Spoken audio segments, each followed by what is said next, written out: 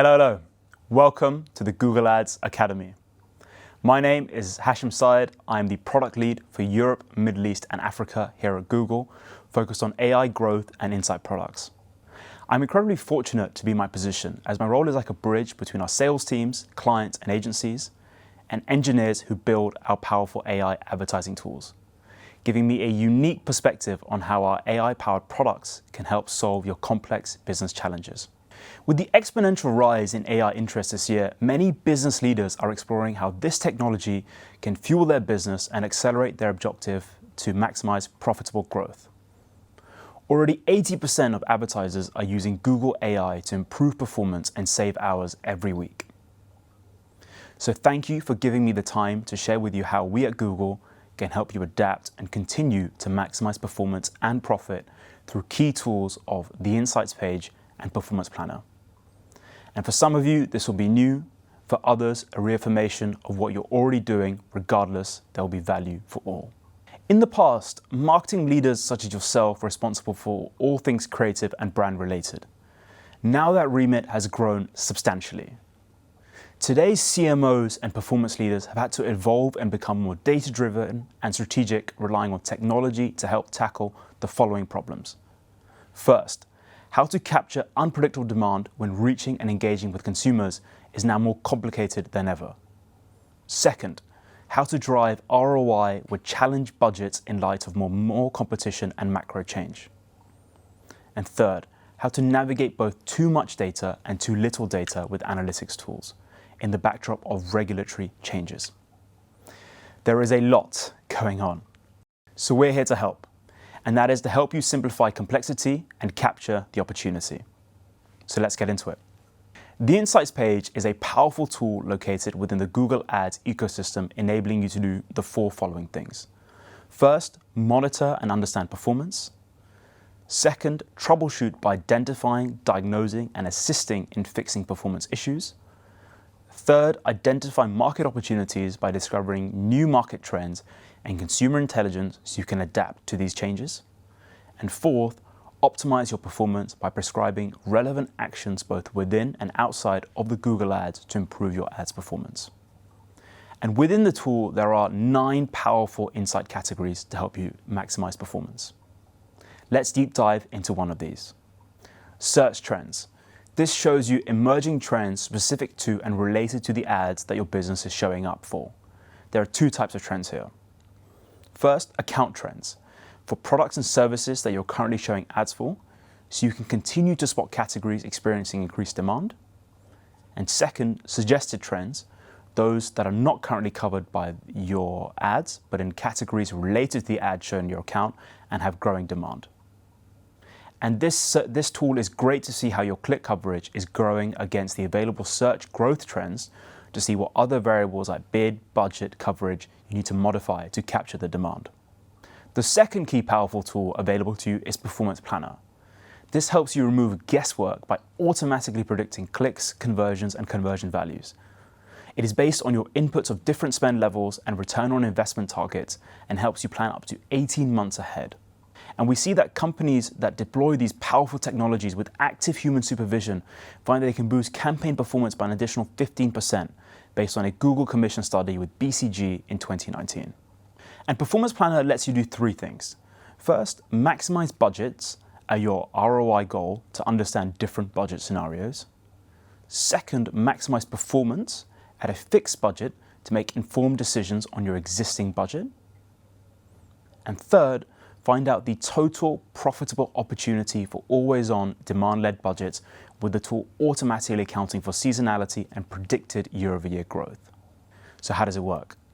First, select campaigns that have similar goals and use the same budget. Second, choose a metric to maximize, like conversions or conversion value. Third, select a look-back window for conversion rate.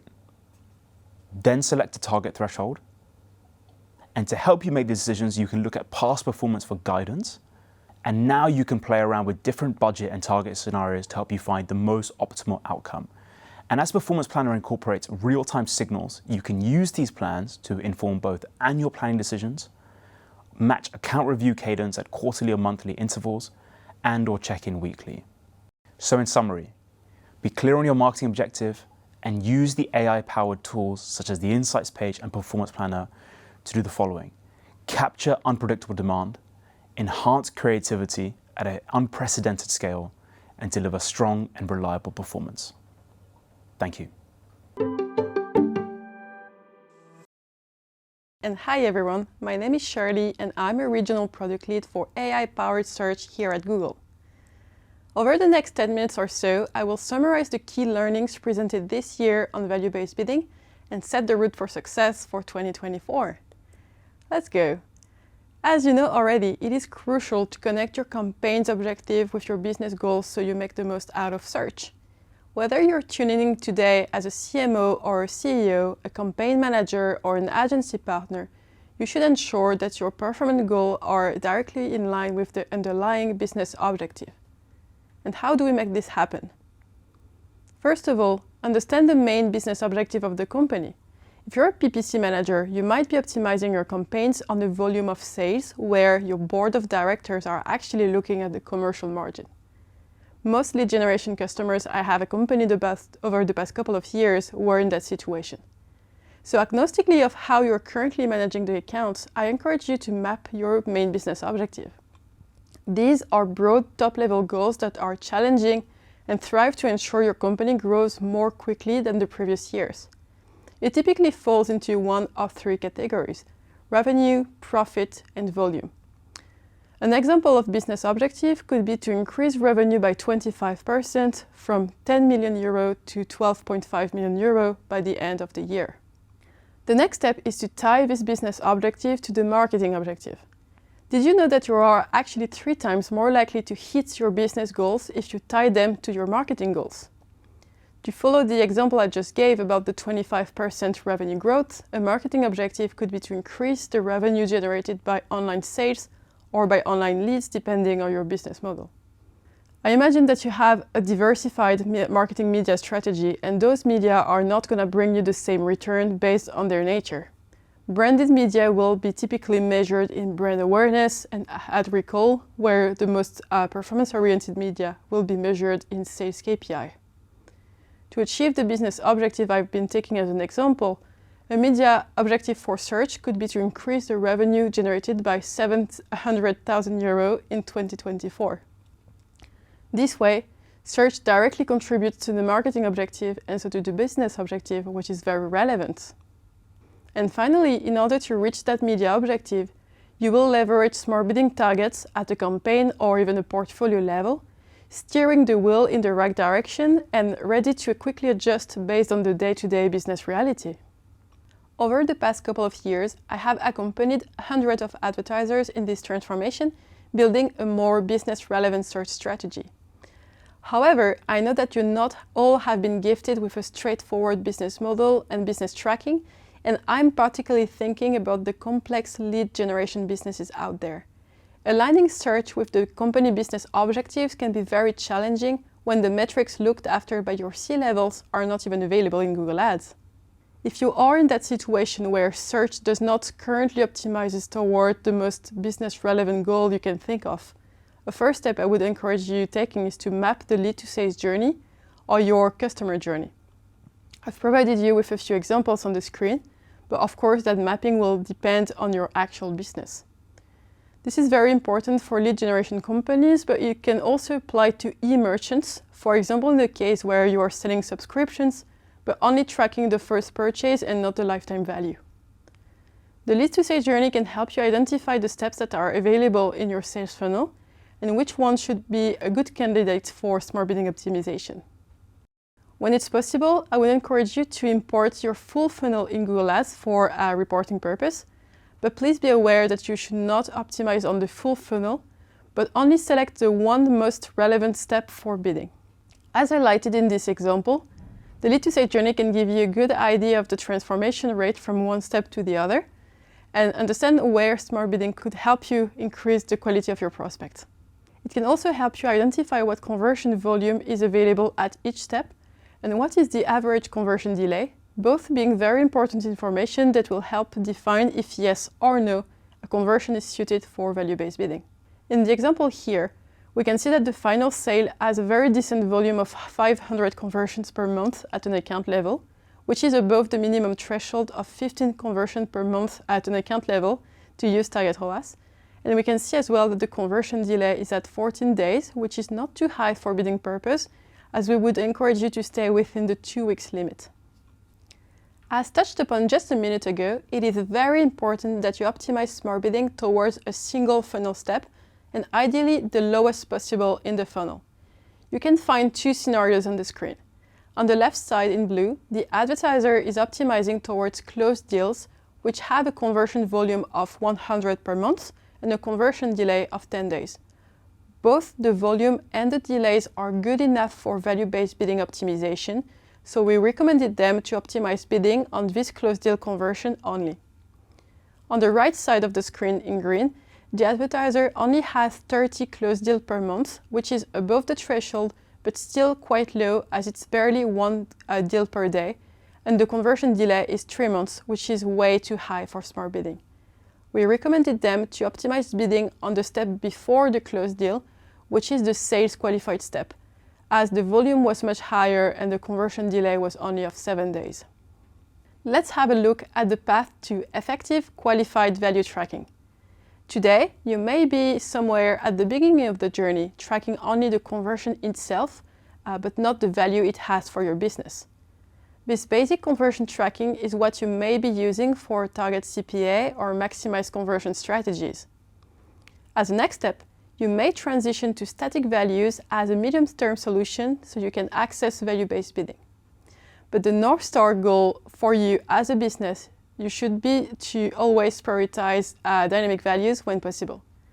As a side note, keep in mind that dynamic values don't have to be a sale value if you don't have this data available. It could also be a set of conditional firing rules, for example. If you have dynamic values available to your business right now, you can switch to dynamic values tracking right away. And if you're already using dynamic values in bidding, such as with the sales value, you might want to consider moving to a more advanced value tracking, such as the predicted lifetime value. And you might already have all of those projects in your pipe, or even better, you operated the transition to a full Target ROAS setup. So what's next? Over the past 2 or 3 years, you probably have heard Google talking a lot about value-based bidding for all the reasons I mentioned today. But did you know that you could push value-based bidding performance even further, combined with broad match? This is what we call a power combo. In fact, we have calculated that advertisers that adopt smart bidding combined with broad match and responsive search ads see an average of 20% more conversions at a similar level of cost per conversion. Before digging more into how broad match works, I just wanted to have a quick pause on the question I receive all the time about how to control broad match targeting and ensure that it's not too broad. The best answer I have for you is value-based bidding. As you know, search now is all about users' intent. Beyond the keyword they're searching for, what are their intentions? Are they going to convert on your website, and when? Target ROAS acts as a safeguard, ensuring that broad match keywords are targeting queries coming from high-intent users likely to generate revenue for you. And for this reason, you shouldn't be too worried about broad match targeting too large queries, as long as you have a clear return on ad spend objective set on your campaigns. And you can see this power combo here. Smart bidding uses Google's AI to optimize bids for conversions or conversion value for every single auction and every single search query. All of those real-time signals are used to predict the likelihood of a user converting and their level of intention. Paired with broad match, smart bidding can access even more queries and generate even more revenue. I also wanted to have a quick look at this graph. As you can see, broad match is offering a comprehensive matching covering all relevant queries, including those covered by exact and phrase match and beyond. I've talked with a lot of advertisers who were still using a combination of exact, phrase, and broad match in their accounts, sometimes with the same version of a keyword duplicated for every single match type. This is definitely not the best practice. If you're currently using phrase match and you have smart bidding in place, it is recommended that you change the match type from phrase to broad instead, so you can maximize your conversion volume or value while being efficient at the same target of efficiency. That was it for me. It was lovely being with you today to talk about target ROAS and broad match. I hope you have a great day, and I'm passing over to Abdur now. Hey everyone, my name is Abdur Rahman. I work at Google as a regional product lead for privacy-centric measurement. As part of my role, I work closely with our product teams and partners to ship measurement products to SMBs in EMEA. I'm excited to be here with you today to talk about how the measurement landscape is rapidly changing and how Google's products can help you build a robust measurement strategy with a key focus on user privacy. Now, in our very first episode earlier this year, we delved into the shifts our industry is experiencing due to growing concerns about user privacy. The world of measurement is evolving at breakneck speed, primarily driven by these privacy concerns. It's high time we pondered a critical question. How can we establish an unyielding measurement infrastructure that not only delivers stellar results for advertisers, but also reveres and respects user privacy and their choices? Now, the misuse of data, as highlighted in the previous slide, and increasing user awareness have elevated concerns about how companies handle data. Research indicates that a staggering 81% of consumers have grown more concerned about how companies use their data within the past year. Alarmingly, 59% lack confidence in online companies' abilities to protect their privacy. These statistics serve as a wake-up call for companies to take proactive steps. Building trust demands openness, transparency, and responsibility in handling user data. How are these concerns reshaping our ecosystem? User privacy worries have triggered two game-changing shifts in our industry. First is regulations. Scrutiny on personal data usage is intensifying, driving the need for greater user control and transparency. You can expect more regulatory actions like GDPR to shape the landscape. Then you have the platform changes as well. So the tech companies are abandoning the traditional measurement methods like app identifiers and third-party cookies. This not only complicates ROI measurement, but also the efficiency of reaching customers. Stay tuned, we'll delve deeper into this transformation and its implications shortly. As these two changes reshape our tracking and measurement capabilities, data gaps are emerging as a critical concern.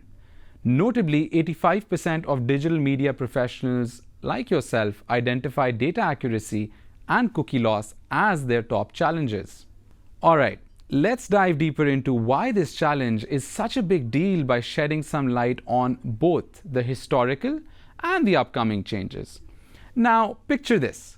Cookies, those little bits of data, have been around for nearly 3 decades. But it's only been since 2019 that the giant spotlight of privacy started to shine on them. In the browsing world, browsers like Firefox and Safari have already bid farewell to those third-party cookies, and guess what? Chrome is gearing up for similar changes. But it's not just the web, apps are also riding this wave. Apple, for instance, has placed restrictions on ad identifiers, and over in the Android world, Google's privacy sandbox strategy is making waves too. So whether you're in the web or app game, it's crystal clear that the tides of change are upon us. What is Google's Privacy Sandbox? Google's Privacy Sandbox is an ecosystem-wide initiative to ensure an open and thriving web. The aim is to improve user privacy and give businesses the tools they need to succeed online. And as mentioned earlier, Chrome is also intending to phase out third-party cookies. By Q4 of 2023, we will introduce the ability for developers to simulate Chrome third-party cookie deprecation for a configurable percentage of their users. And as per this timeline, in Q1 of 2024, we plan to deprecate third-party cookies for 1% of Chrome users, and eventually, by Q3 2024, we will begin phasing out support for third-party cookies. Now, picture this: in the current changing landscape, without a strong privacy-centric measurement strategy, you're on a fast track to performance loss across your campaigns. But it doesn't really stop there. Attribution will soon become a real challenge as well. You'll watch in frustration as the once crystal clear visibility into your channel performance starts to blur and fade. And it doesn't stop at visibility. Even your prized, automated, and diversified campaigns like YouTube, Performance Max, and remarketing will feel the hit. Why? Because audience lists, the lifeblood of these campaigns, will be squeezed and constrained. The downstream impact is clear. Your campaigns won't reach their full potential. Our goal is to continue to raise the bar for user privacy while helping you navigate those changes and do more with less. We want to be able to assist you through this entire journey and build solutions that help your business thrive and grow. With unwavering dedication to user privacy and close collaboration with our industry partners, we are making strategic investments in cutting-edge, privacy-preserving technologies. These innovations have the potential to secure your company's long-term sustainability by providing a robust measurement system that fuels insightful decision and empowers the execution of AI-driven campaigns. Google is committed to providing powerful privacy-centric measurement solutions that address these challenges and ensure our clients have a rock-solid measurement foundation. We offer a suite of tools that work seamlessly together to collect precise data and generate actionable insights. Now, here's a quick breakdown of each solution that you can see here. Site-wide tagging, where Google's tag is the foundation to capturing information on user interactions with your website, which you then use for marketing. Then comes enhanced conversions for web. Enhanced conversions is a feature that can help you improve the accuracy of your conversion measurement and unlock more powerful bidding. It basically supplements your existing conversion tags by sending hashed first-party conversion data from your website to Google in a privacy-safe way. Then is consent mode, which allows you to adjust how your Google tags behave based on the consent status of your users and enables Google to model for gaps in conversions. Last but not the least, GA4. Google Analytics 4 is an analytics platform which collects event-based data from user journeys on both apps and websites. This then empowers you with powerful insights and audience capabilities such as predictive audiences for ad campaigns. Ultimately, these improvements in measurement accuracy and campaign performance lead to revenue growth for your business in the long term. As we wrap up this section, before I leave, I'm eager to share 3 pivotal privacy-preserving technologies that I recommend you incorporate into your growth strategy starting today. Number 1, future-proof measurement. So you can safeguard your future by securing your measurement framework. Earlier, we looked into Google's cutting-edge measurement solutions, which help you solve privacy challenges like these. Second, durable audiences and automation. Utilize Google's AI-driven audience tools like predictive audiences on GA4 to connect with your customers. Also, use automated solutions to free up your valuable time for strategic decisions. Last but not the least, first-party data. Integrate first-party data collection into your online marketing strategy while honoring user privacy. In the upcoming module, my colleagues at Google will dive deep into the first 2 technologies. So get ready to explore and enjoy this enlightening journey. Hi everyone, my name is David View, and I work as a product lead in EMEA on privacy-centric measurement solutions. My job consists of helping medium-sized business navigate the rapid changes that our industry has been facing in the past couple of years and those that will come in the near future on the privacy forefront. These changes require advertisers to adapt the measurement foundations to future-proof their performance. Prior to that, I was working in the performance video space, so I have a great understanding of the key role measurement is also playing for other Google's products. Earlier this year, you've demonstrated a true sense of partnership and have been instrumental in helping us complete the Herculean task of migrating from Universal Analytics to GA4. And we're more than grateful for the hard work you've put in here. We'll dive in this part on how you can make the most of the powerful platform that GA4 is, no matter what objective you're trying to achieve. Let's imagine that you're a lead generation customer whose aim is to drive users to take action.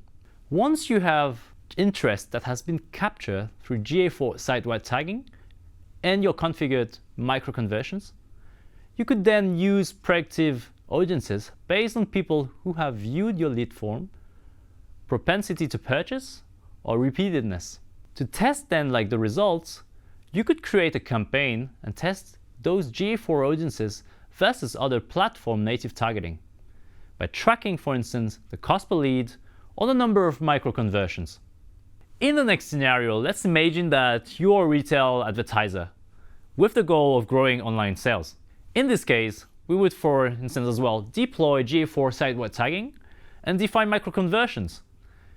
In addition to that, we could also try to capture e-commerce events. Here, we could try to adapt our audience strategy to consider propensity to purchase or purchase intent, such as add to cart or basket value. You could then go on use value-based bidding and then try to monitor results. In both scenarios, you have to consider who the target audience is and what the best approach in targeting them. Now, I'd like to give you a quick rundown on how GA4 really works. We have to maybe take a brief step back and really define what an audience is and what a segment is. An audience in GA4 is being used for reporting purposes, whereas a segment lives in the exploration tab, and that's something which is way more detailed. You get more granular data in the segment. Now you might be wondering, how do I get there? While Audience Builder lives in the admin interface under Audiences, and then the Segment Builder is, as I said, in the Exploration tab under Segments. Both segments and audience can be activated in your media buying platform though. So you could export, for instance, these audiences and segment into Google Ads. Now, what do you need? In order to use these two things, first, you will need to have added a role within your property that you want to create your audience in. And there's actually a limit currently in GA4 in terms of number of audiences that you can create, which is limited to 100 per property. And you can publish all of this to an unlimited number of destinations, which could be, as I said, your media platform, for instance.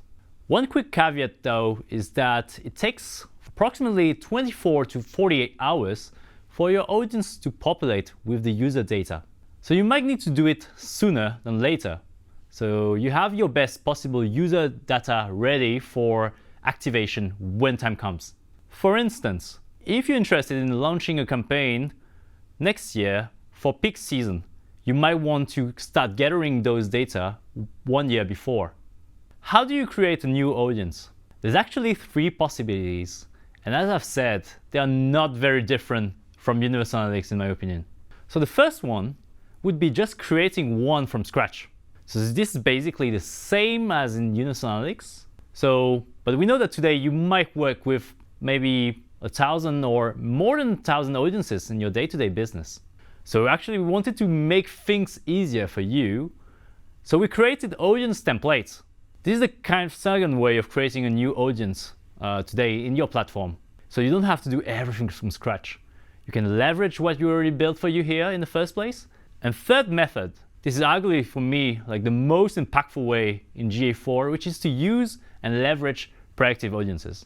So this leverages machine learning that at the same time elevate your audiences to a whole new level. But before we go into each and every of those, just remember first to link your Google Ads account to your GA4 property to activate on those. So as I said, audience templates, quite straightforward. And you all know that these principles already stem from Universal Analytics. There's basically 3 types of audiences templates today in the account.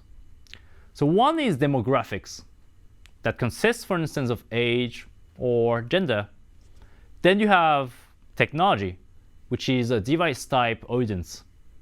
And then we have acquisition, which includes, for instance, your campaigns, also the channels that you have acquired your users through. Proactive audiences could be used, for instance, to either understand your purchases, but also your churning users. You could, for instance, set up a proactive audience to target your likely 7-day purchases or your likely 7-day churn users. And why not as well your proactive top spenders over the next period of time? So let's say, for instance, here, 28 days. Now, in order to proactive audiences to be unlocked in your UI, and you can see that, by the way, in a little screenshot that we have attached here, there are quite some prerequisites to meet. Mainly, these proactive audiences are built on the basis that we call proactive metrics, that are, for instance, purchase probability, churn probability, or predicted revenue. For those proactive metrics to work, you will need a certain number of positive and negative examples of either purchases or churn users. In the last 28 days, and over a 7-day period, you will need at least 1,000 users that have triggered a specific condition, which could be purchased, for instance. And then, on the other side, you will as well need 1,000 users that will not meet that condition. So you actually need here quite a big data set of users that are already connected to your account before you can leverage those. So secondly, automatically collected events.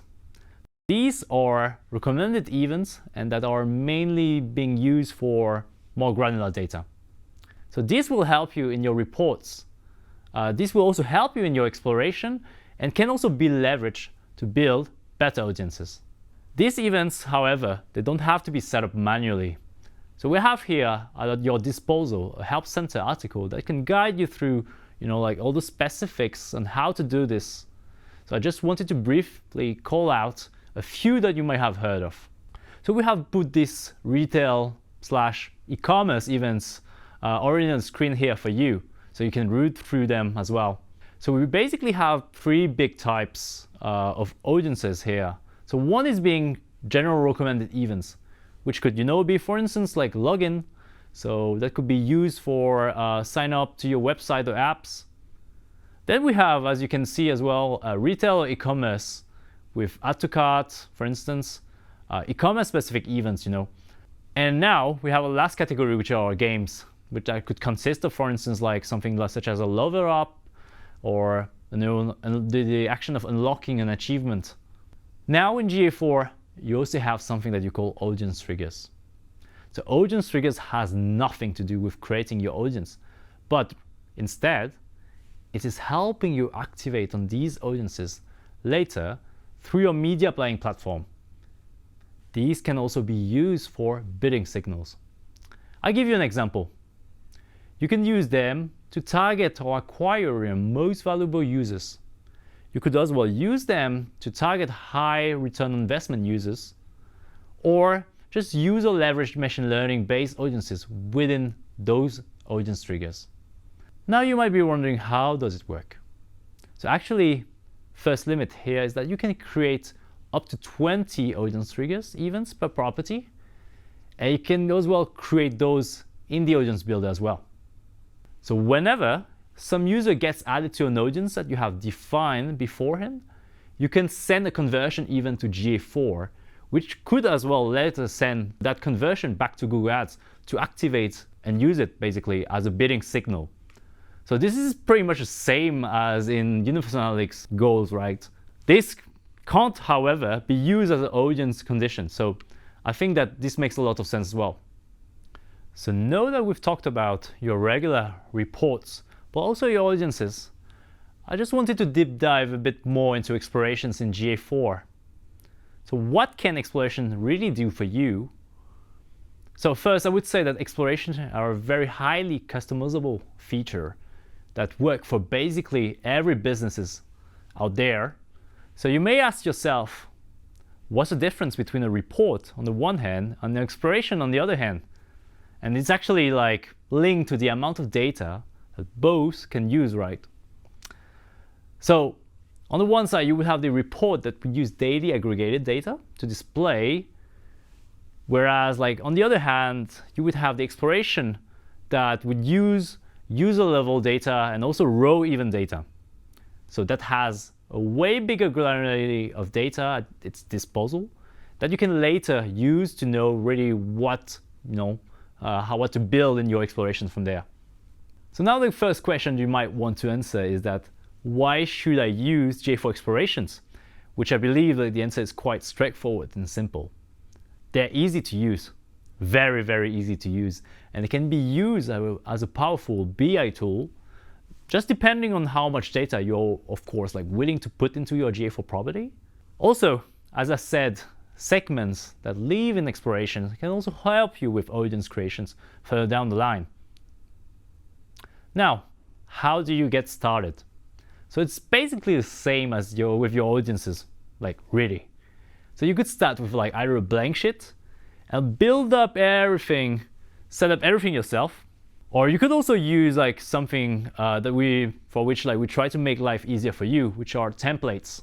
So as you can see here, there are actually quite a few. So to quote some of them, you would have the funnel analysis. Another one could be as well the path analysis, the cohort analysis, and then it could also be used segmentation and potential overlaps in your user data. So here, just wanted to call out that it's actually quite powerful feature. But I just wanted to walk you through down a couple of use cases that could be used for exploration. So here, what you see is a sample cohort analysis. So this can be used to figure out how likely your audience is to re-engage or repurpose on your app or website. This also can be used, for instance, to evaluate something that we might call audience stickiness. So identifying, for instance, a percentage of users that visit your website and your app again and again. Or this can also be used to compare long-term stickiness of your audience versus, for instance, the other users. So yeah, not to say that it's a great comparison tool as well. Now, the exploration that I would like to show you is the simple overlap. So this is something that you could configure the way that you want. You could either use it for acquisition channels, for instance. You could as well use it for buyer groups to figure out potential ways to upsell or cross-sell your users. So this thing basically figures out similarities or differences between specific group of users. So in order for this to work though, you would need to activate user ID or Google Signals here to leverage the cross-platform capabilities of GA4. Last thing, so I promised you more similarities to Universal Analytics as well, that we know quite well. From Universal and from its e-commerce reporting capabilities that you've been working for years. So this is a basically funnel, it's quite simple funnel analysis that helps you identify paths to the conversions. So this is a pretty simple exploration report, but you can also customize it with more steps or less steps depending on your needs and also your funnel. Now, how do you get those signals?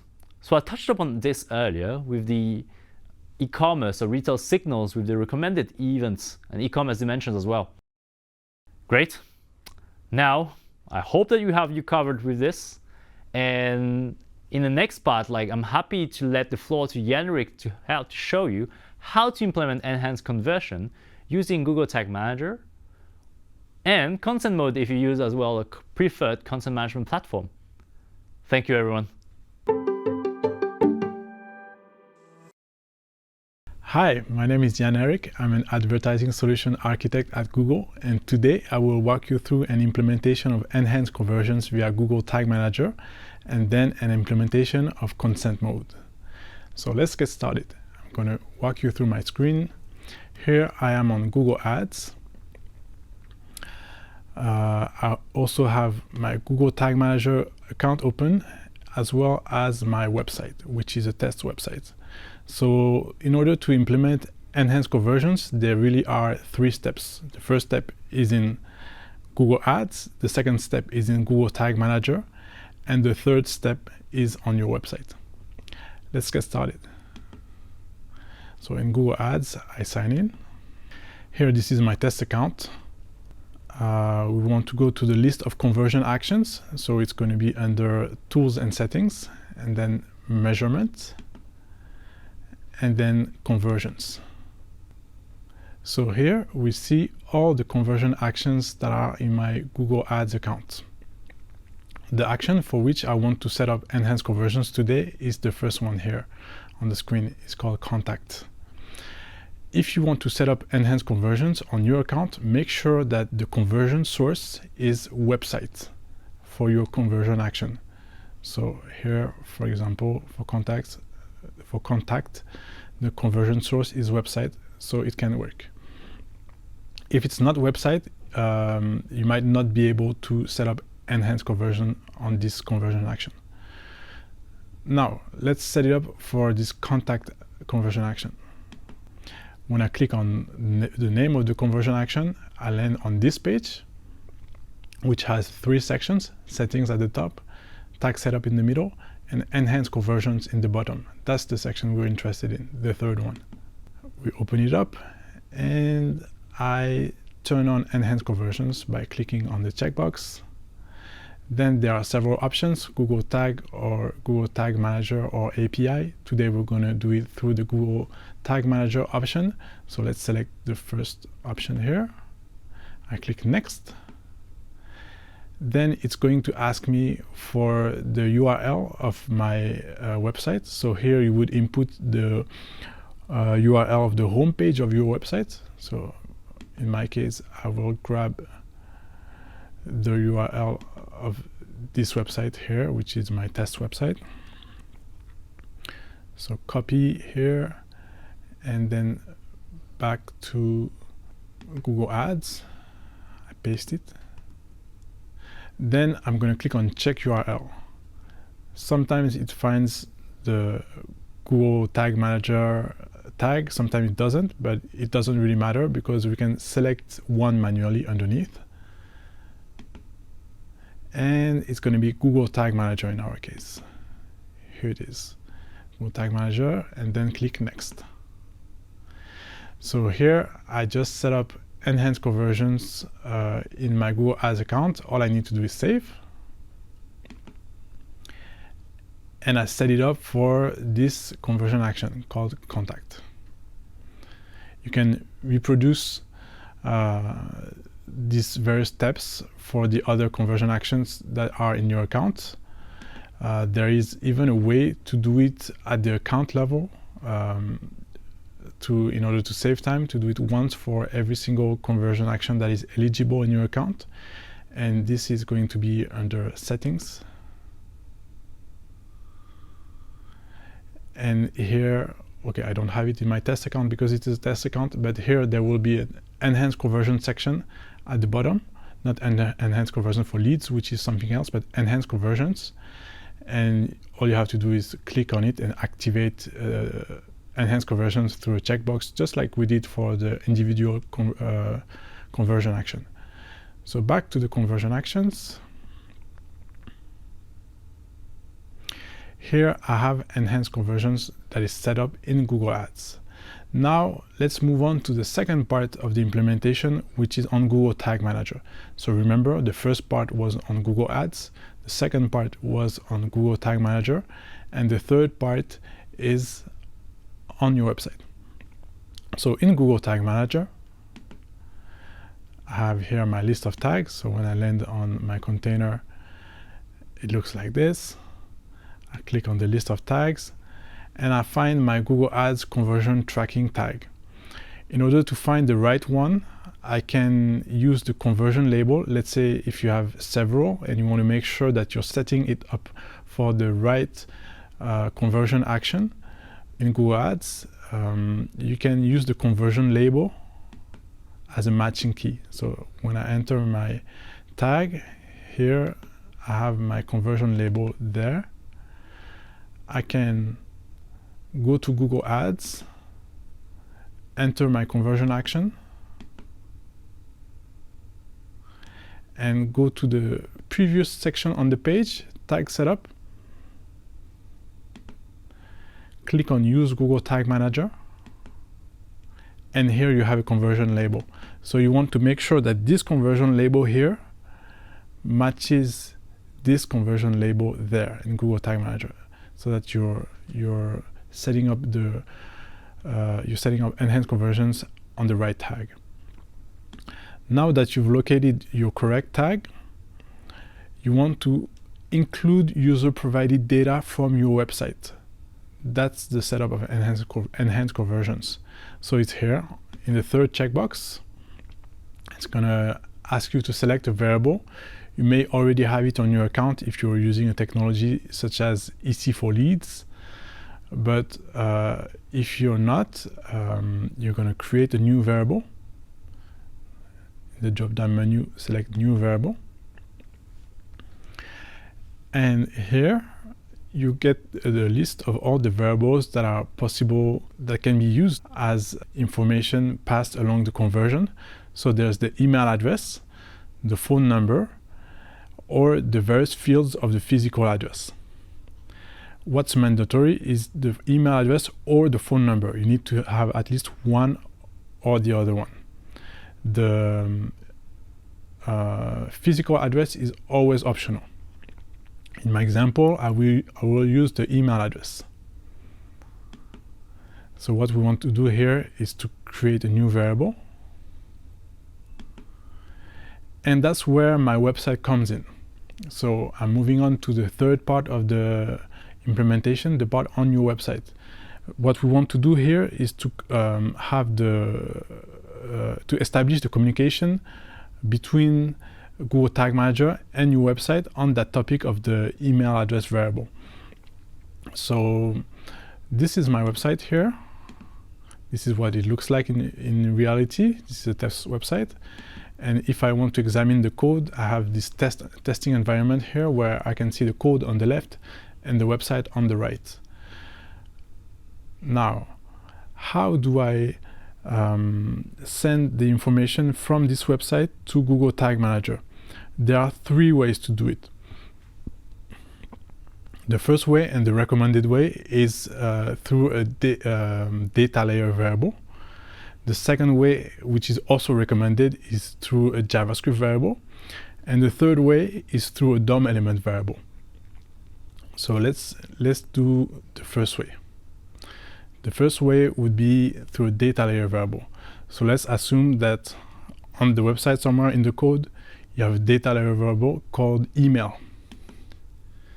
So here in Google Tag Manager, I'm going to give it a name, GRV email. And here I select data layer variable. And here I input the exact name of the data layer variable. So in our example, it's email. And I can save it.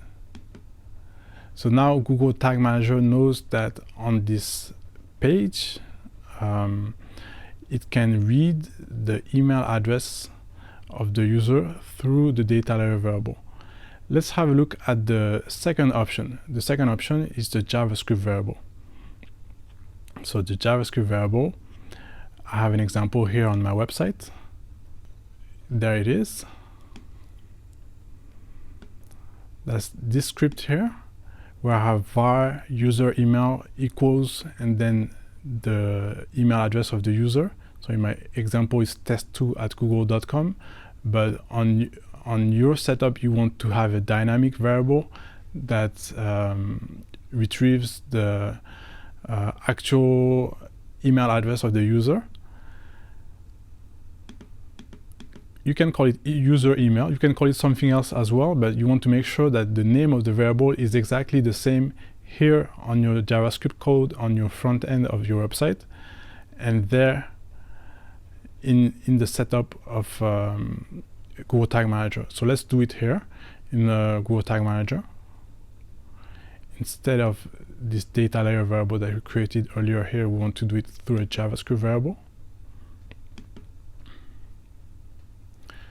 So JavaScript variable, and here is where you want to copy the exact same name. So for me it was user email all lowercase in one word, and here I'm gonna have user email all lowercase in one word.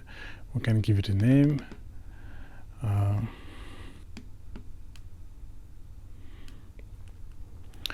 Now the third method to pass the JavaScript variable is through a DOM element. Remember that you only have to pick one of the three methods, but I'm going to go through this third method in case you prefer using the third method, which is less recommended, but which should work as well. It's using an email address that is written on the thank you page, on the confirmation page of your website. So in this case, I have a confirmation page that says, thank you for registering. Here is your information, your name, your last name, your email address. And we want to take this email address here and read it through Google Tag Manager. It's possible with the DOM element. So the way to read it here would be to double click on the email address itself on a test conversion that you can do on your website. Right click and click on inspect. Then right click again in the code on the email address. Click copy and then click on copy selector. Here we've just copied the location of the email variable. When I go back to Google Tag Manager, we're not using the data layer variable this time, we're not using the JavaScript variable, we are using the DOM element. So it's going to be new variable, select the type, DOM element variable. It's not going to be an ID, but a CSS selector. We just copied the selector, remember? And here I can right click and paste a selector of this variable.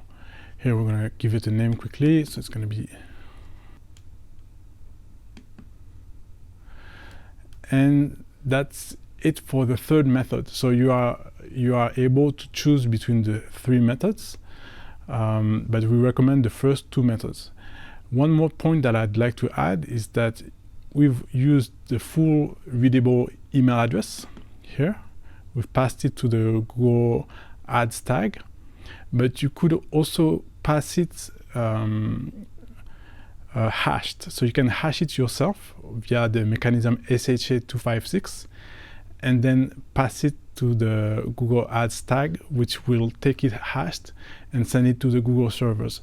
If you don't hash it yourself, the Google Ads tag will hash it before sending it to the Google servers, because the matching happens on hashed lists only.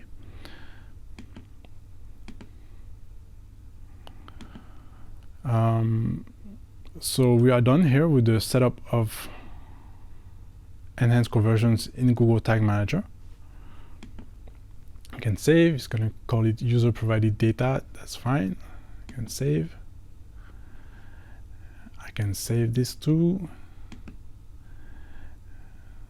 And obviously I need to publish or click on submit to make these changes effective. Now, the last step of the implementation of enhanced conversions is in Google Ads. So let's say you've done implementing it in Google Ads and in Google Tag Manager, but you want to check whether the implementation worked. So you go to Google Ads and you will see in your conversion action page. So again, I was in my list of conversion actions here under tools and settings, measurement and conversions. That's how I got to this page here.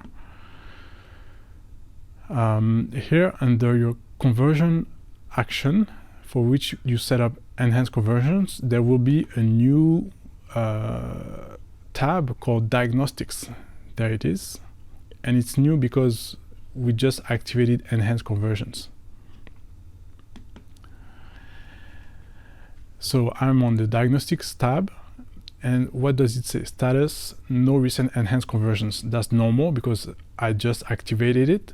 But if you do it on your website and you wait 72 hours, it's going to display status message. So the status is either going to be recording conversions, which would mean that the process is going well, or it would tell you an error message, like it's missing the user provided data that we provided with Google Tag Manager, for example, or another error message, and it will explain you what to do in case there is an error in the setup. But if you did everything right, and if you retrieve the email address correctly, you should see recording enhanced conversions. So that's it for this implementation of enhanced conversions through Google Tag Manager. I'm happy I was able to help you on this. Now we're going to move on to the implementation of consent mode. For consent mode, I'm going to show you an example of the implementation of consent mode with the Content Management Platform, or CMP, Didomi. So here I'm on the main page of Didomi. I want to implement consent mode, so it's a very quick implementation. I need to go to my consent notices. Then I need to choose the right one on which I want to implement consent mode. Then I click on customizations, then integrations, and the implementation itself is very quick. It's a one-click implementation. We just have to locate the right place. So it was under customization, integrations, and advertising. I scroll down and there's a consent mode section here. And all I have to do to activate consent mode is to click on this checkbox here. Now I can save. And obviously I need to publish this new version in order to activate consent mode. So that's the last step. If you don't have Didomi as a content management platform, you may have another content management platform that is a partner of Google as well, and that also has a quick implementation of consent mode, a one-click implementation. That's very likely.